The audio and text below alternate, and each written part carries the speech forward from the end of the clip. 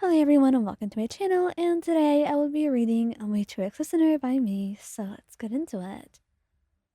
The last thing you remembered was the ground getting closer and closer, your vision blurring at the edges, and a distant voice calling your name. And now, you were waking up to the faint scent of rain-soaked wood and the distant chirping of birds. Your body ached, as if every muscle had reached its limit and refused to simply move.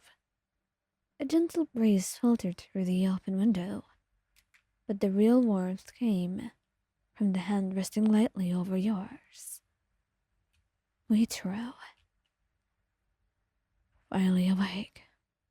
His soft voice broke through the fog in your mind, and blinking, you turned your head slightly to see him sitting beside you, his usually blank expression marred by something dangerously close to concern. His teal eyes were sharp, yet softer than usual, like a storm that had settled into a quiet drizzle. Muichiro, your voice came out hoarse, your throat dry. Don't talk.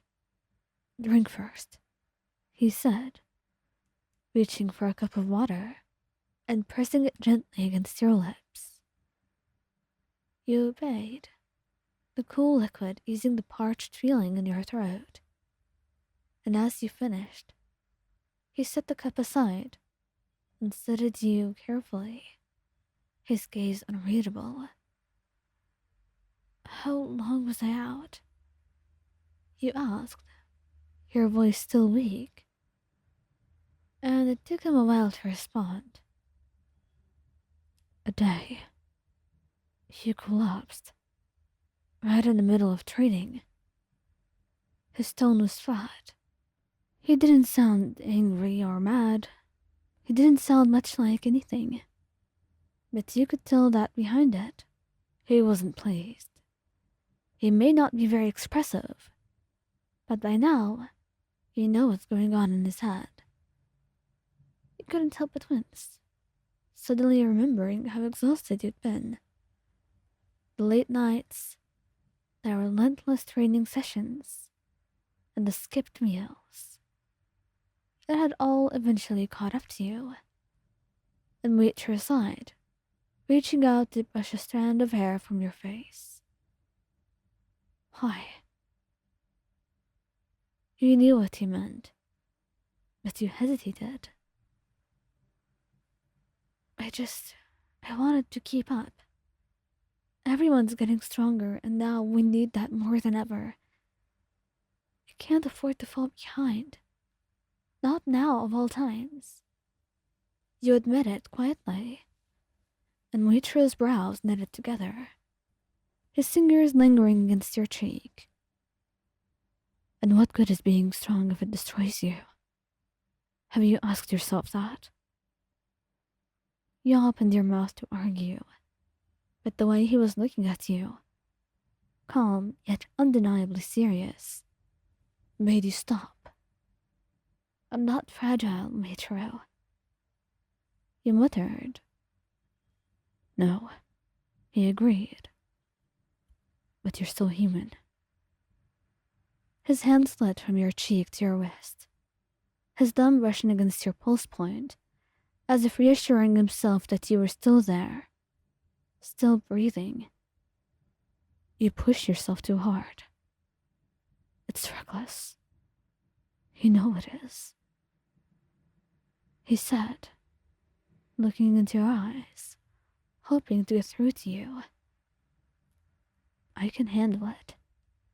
You insisted, and Muichiro's expression darkened slightly. No, you thought you could handle it, and now you're here, unconscious, for a whole day, while I waited for you to wake up. You blinked at him, taken aback. He rarely showed his emotions so openly, but now you could see it.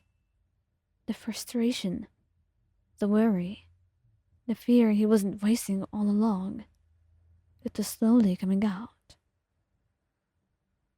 didn't mean to make you worry," he said softly, and he let out a slow breath, his grip on your hand tightening just slightly.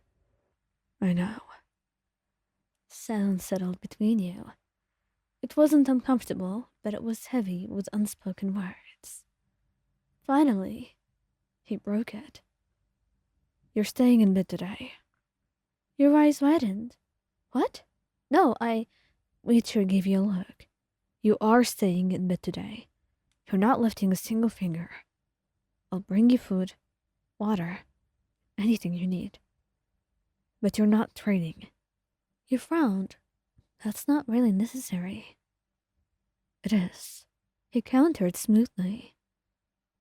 "Because if you won't take care of yourself, I'll do it for you."